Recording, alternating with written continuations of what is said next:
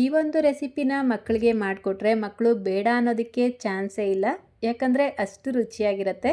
ಈ ರೆಸಿಪಿ ಮಾಡ್ಕೊಳ್ಳೋದಕ್ಕೆ ನಾನಿಲ್ಲಿ 1 ಟೇಬಲ್ ಸ್ಪೂನ್ ಬಾಂಬೆ ರವೆ, 1 ಟೇಬಲ್ ಸ್ಪೂನ್ ರಾಗಿ ಹಿಟ್ಟನ್ನು ಸೇರಿಸ್ಕೊಂಡಿದ್ದೀನಿ.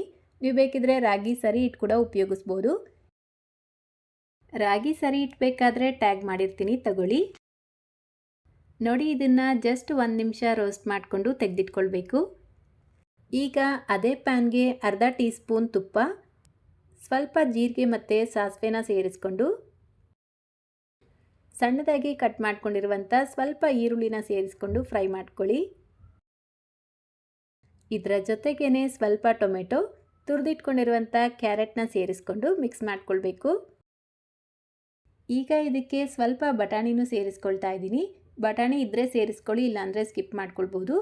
ಇದೆಲ್ಲವನ್ನು ಈ ರೀತಿ ಫ್ರೈ ಮಾಡಿಕೊಂಡು 1/4 ಟೀ ಸ್ಪೂನ್ ಖಾರದ ಪುಡಿ, 1/4 ಟೀ ಸ್ಪೂನ್ ಧನಿಯಾ ಪುಡಿ, 1 ಚಿಟಿಕೆ ಅರಿಶಿನ, ಸ್ವಲ್ಪ ಉಪ್ಪು ಸೇರಿಸ್ಕೊಂಡು ಮಿಕ್ಸ್ ಮಾಡ್ಕೊಳ್ಬೇಕು.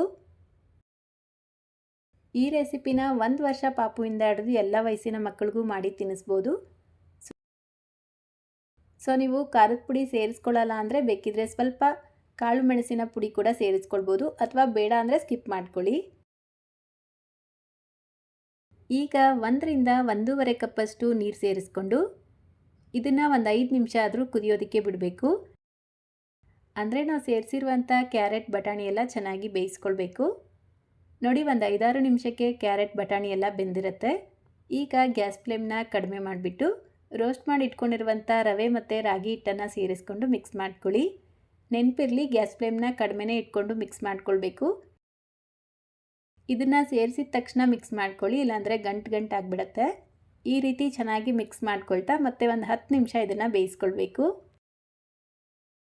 ತುಂಬ ಬೇಗ ಗಟ್ಟಿಯಾಯಿತು ಅಂತ ಅನಿಸಿದ್ರೆ ಒಂಚೂರು ಬಿಸಿನೀರು ಸೇರಿಸ್ಕೊಂಡು ಬೇಯಿಸ್ಕೊಳ್ಳಿ. 10 ನಿಮಿಷ ಆದರೂ ಇದನ್ನು ಬೇಯಿಸಬೇಕು, ಇಲ್ಲಾಂದರೆ ಪಾಪುಗೆ ಜೀರ್ಣ ಆಗೋದಿಲ್ಲ, ಹೊಟ್ಟೆ ನೋವು ಬರ್ಬೋದು. ಸೊ ಚೆನ್ನಾಗಿ ಬೇಯಿಸಿ ತಿನ್ನಿಸಿ. 10 ನಿಮಿಷಕ್ಕೆ ಅದರ ಕನ್ಸಿಸ್ಟೆನ್ಸಿ ನೋಡ್ತಾ ಇದ್ದೀರಾ, ಸ್ವಲ್ಪ ಗಟ್ಟಿಯಾಗಿರುತ್ತೆ. ಈಗ ಗ್ಯಾಸ್ ಫ್ಲೇಮ್ನ ಆಫ್ ಮಾಡಿಕೊಂಡು ಒಂದು ಬಟ್ಲಿಗೆ ಸೇರಿಸ್ಕೊಂಡು ಸ್ವಲ್ಪ ಉಗುರು ಬೆಚ್ಚಗಿರಬೇಕಾದ್ರೆ ಒಂಚೂರು ತುಪ್ಪ ಸೇರಿಸ್ಬಿಟ್ಟು ಪಾಪುಗೆ ತಿನ್ನಿಸಿ. ಬೆಳಿಗ್ಗೆ, ಮಧ್ಯಾಹ್ನ ಅಥವಾ ಸಂಜೆ ಟೈಮಲ್ಲಿ ಮಾಡಿ ತಿನ್ನಿಸಿ. ಸೊ ರೆಸಿಪಿ ಇಷ್ಟ ಆಗಿದ್ರೆ ಲೈಕ್, ಶೇರ್, ಕಮೆಂಟ್ ಮಾಡೋದನ್ನು ಮರಿಬೇಡಿ. ಇದೇ ರೀತಿ ಮತ್ತೊಂದು ಹೆಲ್ತಿ ರೆಸಿಪಿಯೊಂದಿಗೆ ಮತ್ತೆ ಸಿಗೋಣ. Thank you.